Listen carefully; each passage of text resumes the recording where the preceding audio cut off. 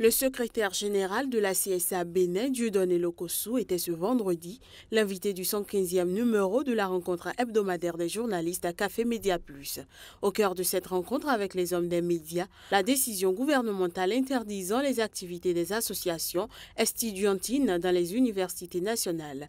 Un décret qui est pour le secrétaire général une exagération du gouvernement. Par rapport à l'interdiction même des activités sur les campus, nous pensons que le gouvernement a exagéré. Le SNES, par exemple, le plus grand syndicat à l'université, est affilié à la CSA. Donc tout ce qui se passe sur le campus, ça nous intéresse. Donc nous ne pouvons pas accepter qu'on brime les gens. Si vous mettez en parenthèse les activités des gens, je ne vois pas, s'ils ne peuvent plus fonctionner, ils ne sont pas dissous. Mais ils sont dans quel est leur statut actuel? À en croire le secrétaire général de la CSA Bénin, le gouvernement du président Talon veut instaurer la pensée unique, ce qui ne passera pas. À cet effet, il invite les étudiants à se réveiller pour mieux défendre leurs intérêts. Il y a des tests qui régissent le fonctionnement de l'université. Lorsque quelqu'un enfreint à la loi, mais on lui applique le test. Il ne faut pas laisser les gens faire et après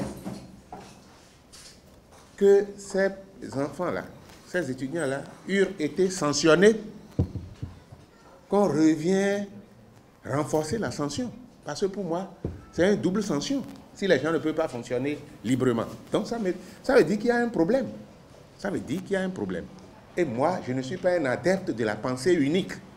Si on dit qu'avec 3 mouvements estudiantins, qu'on ne peut pas les canaliser, c'est un aveu d'incapacité.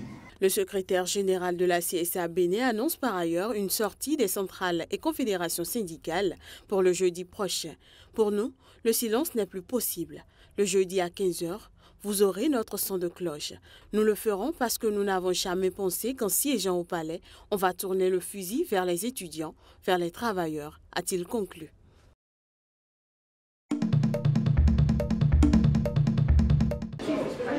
Gilus Malema, le chef des combattants pour la liberté économique EFF, a déclaré jeudi soutenir les étudiants sud-africains qui manifestent pour une éducation gratuite, accusant l'État de violence à leur encontre. Malema appelle à une manifestation d'ampleur le 2 novembre dans la capitale Pretoria contre le président Jacob Zuma, qui l'accuse de diriger une république bananière en autorisant ses amis issus de la famille Gupta à influencer les décisions politiques. And so far we have not seen anything wrong done by the students, except that jusqu'à présent, les étudiants n'ont rien fait de mal, mais on a vu une réaction violente de l'État face aux manifestations paisibles. Des choses similaires se sont passées pendant l'apartheid. Si on réagit aux manifestations paisibles avec de la violence, on ne laisse pas de place à la paix. Un État violent force les étudiants à agir de manière violente. Le leader des combattants pour la liberté économique EFF s'insurge contre le management du président sud-africain et de l'ANC qui l'accuse de couvrir des magouilles en référence à l'affaire Gupta. Il n'y a pas de dirigeants dans le pays. Les dirigeants, ce sont la famille Gupta. Nous sortirons le 2 novembre. Nous voulons montrer notre mécontentement et nous le ferons sans honte, sans nous excuser. L'ANC, Zuma et les Gupta verront que oui, l'Afrique du Sud en a marre de ces absurdités, ces magouilles de Gupta dans le pays. And Zuma will feel, the Guptas will feel that indeed South Africa is tired of this nonsense of Gupta shenanigans which are going on. Gilus Malema a créé son parti politique en 2013 après avoir été évincé de l'ANC. Il se présente désormais comme le symbole de la fronde anti-Zuma et revendique l'héritage de l'extrême gauche anti-apartheid sud-africaine. L'appel à la mobilisation contre le président Zuma intervient alors que la justice sud-africaine a décidé de poursuivre Gilus Malema. Le procureur général l'accuse d'avoir incité à commettre des crimes d'effraction lorsqu'il a demandé à ses partisans d'occuper des terres agricoles non exploitées en Afrique du Sud.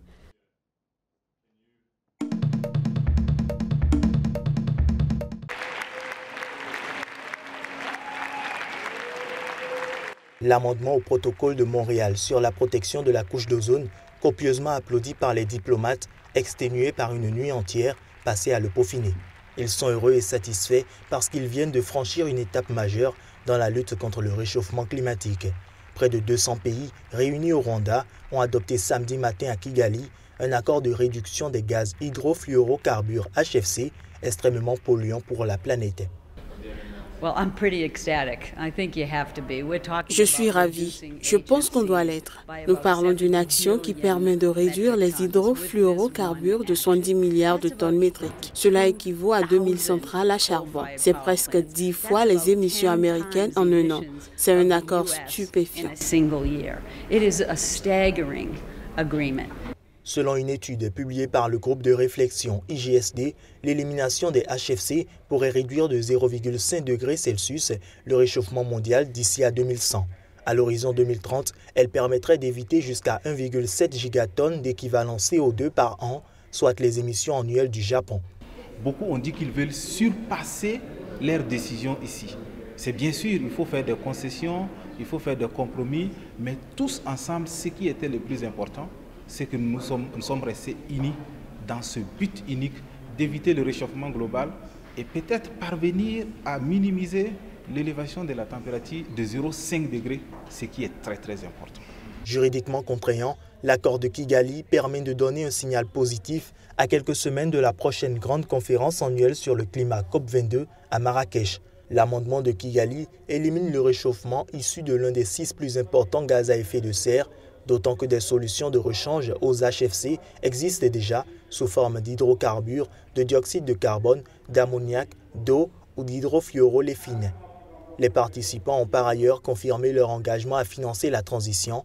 Fin septembre, 16 pays et 19 organismes et donateurs privés réunis à New York avaient déjà promis une aide de 80 millions de dollars pour les pays en voie de développement. Le financement de la transition, dont le total est estimé à plusieurs milliards de dollars à l'échelle mondiale, fera l'objet de nouvelles discussions fin 2017 dans le cadre du protocole de Montréal.